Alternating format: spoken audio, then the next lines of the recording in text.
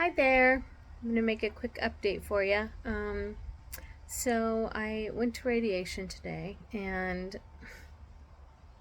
man, oh man, this is one of those 3 steps forward, 9 steps back kind of videos because I'll tell you, that just seems to be the theme throughout. An entire full year of that has occurred now.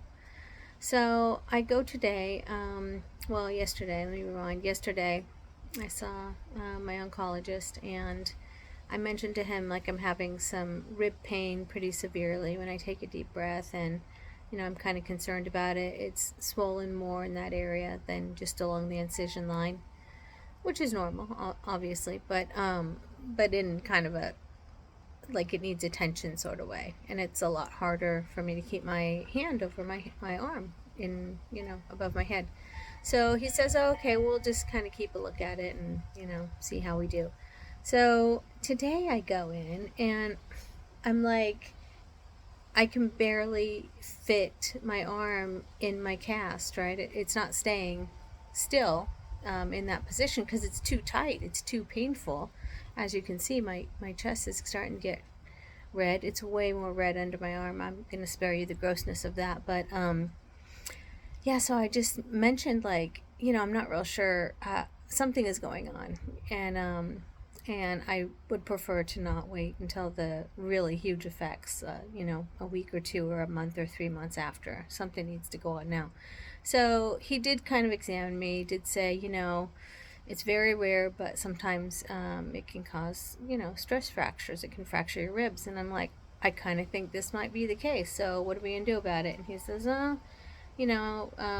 probably try to get a CT. Let's just keep an eye on it a couple more times. I'm like, well, I'm down to next week and then 2 and then tomorrow. So what is that? 5, 6, 7, 8. I'm down to 8, which you know me, I'm thrilled that it's whittling the numbers down. But also, if I have some fractured ribs, not great, because that's a long heal.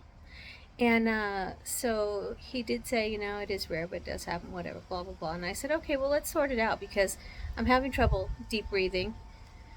Also, apologies for that wind chime. It's going crazy right now. But I'm having trouble taking a deep breath, and yawning is painful. And I don't know if I can finish the next week because I'm having a very hard time having my arm overhead. Feels like it's going to pull my skin right open. And so he said, okay, we'll sort it out. So he did look at it. He did kind of, give it an exam. He did say, yeah, it quite possibly is some fractures. So sleep on, one side, the only side I can sleep on because my back is burnt now too. So I can only sleep on my left side, which is fine because that's away from the bad ribs area. And then I said to him, I'm going to my podiatrist tomorrow and getting some cortisone shots in my feet because that fixed stress fractures in the past, and which I said to him specifically, I don't have, but I definitely, the neuropathy is very, very severe. Like it's getting very hard to walk. And he says, well, I wonder if we should get some x-rays of your feet too, just to rule out stress fractures in your feet too. So I'm like, what? Why would that even be a thing? He says, well, because chemo, which I already know these things, but he's like, you had a lot of chemo, 3 different types of very strong chemo, which weakens bones right away. And also radiation does the same. So I wouldn't be surprised if maybe perhaps you had some stress fracture in your feet too, because it doesn't sound exactly like neuropathy. And I said, well, I've already seen a neurologist. I've already seen everybody. It is neuropathy. He says, well, it could be. It could also be stress fractures in your feet on top of it. So, you know, come on, man. It's like, what else? What possibly else could come down the pike at me? I'm just, mm-mm. I just don't need any more. I really don't. I feel super ganged up on today with all this back to back. And, I need a win. I need a break from this. I need my body trauma to just be mellow for a while and not just be flooded with back to back trauma. The skin under my arm, like I said, it's not pretty. It's starting to scab up a little, blister up a little. So I'm just hoping to get through the next eight, yeah, of this and keep the skin closed as best I can, so I'm not open for infection there. And let's just all fingers crossed me that, I don't have broken fractured ribs and I don't have stress fractures in my feet, because what else can I possibly, like, what? I'm just stunned at how much more and more and more and more, just when I think, okay, there's a light at the end of the tunnel. My last video, I for sure know you saw what a wreck that was. I was devastated. I was at ground zero, feeling, in all honesty, kind of pretty suicidal. And I know that's not a good thing to discuss or talk about, but my mental health back at that video, and also, well, currently, it's not quite as bad, but it's pretty bad. My mental health is pretty bad. I had a major, God, I was so terrified. So this happened today, and I know it's a PTSD situation. I get that fully. I know what that looks like, and I had that experience today, and it was kind of shocking because it was absolutely nothing. I saw the door, a screen door that was going to slam. I knew it was going to slam. I wasn't in front of it close enough to stop it, and I knew it was going to slam, and I'm not shitting you, I almost passed out. I went outside, I was crying, I almost threw up. I was terrified and shaking over that loud, like, smack, like a bang noise. I saw it with my own eyes. It's not like a weapon pointed at me. It was a screen door. So logically I know, geez, I'm not in any kind of crazy danger. I don't know. I don't understand that aspect of it, of how severe my physical symptoms were just from that 3-second smash of a door. I'm not kidding. I literally almost threw up outside. I was shaking, crying. I felt like weak and clammy. It's not good. It's not good, man.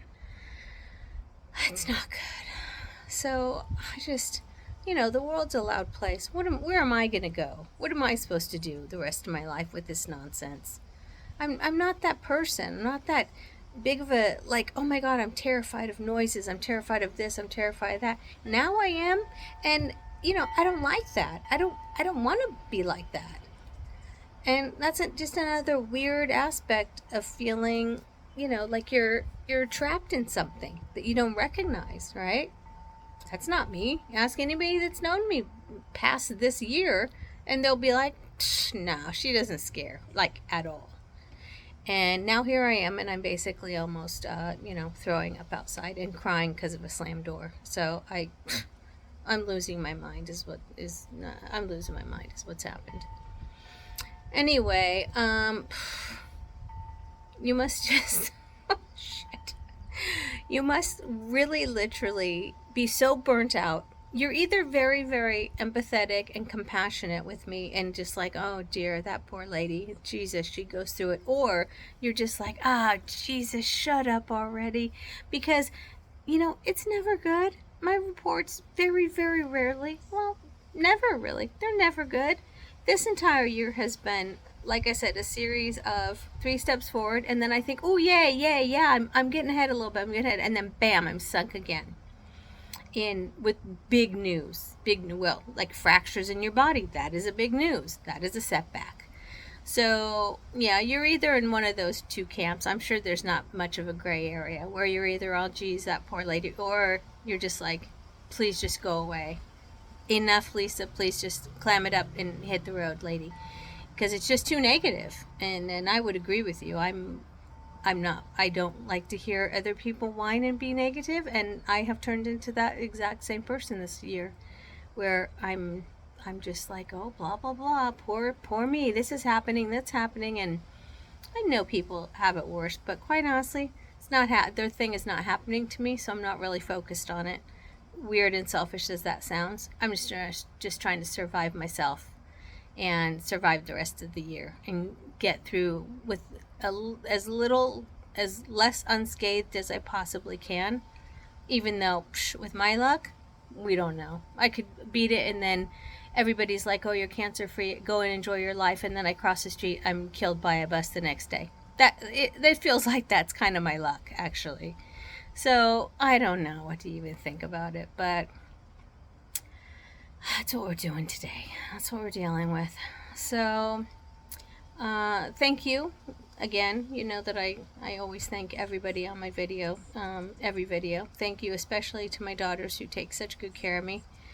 My Maddie, I'll tell you, man, she just got me a wonderful, beautiful lunch today and just spent some good time with me and offered to do some chores, and just couldn't even imagine it without her. And Allie's coming, so I'm very excited about that. You guys know I always count down the days until she gets here, so very excited about that too. I'm, all in all, for my shit year that I've gone through of utter hell and devastation and almost dying a couple times, I do know how very lucky I am, actually. I'm lucky for all of you that donate to my GoFundMe and keep me going, literally. I'm lucky that all of the well wishes and the checking in and the hi, how are you, and you go girl kind of thing. Most lucky for my daughters. I can't even tell you how I'm speechless. I'm in awe, and I've never admired two young women more. I mean, they're so powerful, so capable, so compassionate, so loving, so like all of the best qualities a human can have. Those two young ladies have that, and not real sure where they got it, but they have it, and I'm the recipient, and it's far more than I deserve. I know that, and now I'm a total puss, and I just cry all day. Now I'm gonna cry. It's far more than I deserve. As their mother and their friend, I'm lucky enough that they think I'm their friend too, so that's nice. But they're my heroes, straight up. They're my heroes, and I feel absolutely just heartbroken for people who go through this absolutely alone. Zero kids, zero anybody, friends, church, nothing. And I would have never made it.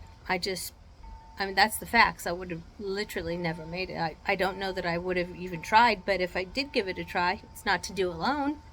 And, one person that I thought was going to be helpful early on, she bounced out, and thank God my girls picked up the slack and were like, psh, we got this. So, yeah, I'm beyond lucky. With all the obstacles I've been through and already conquered, and all the obstacles I still have in front of me, which are a lot.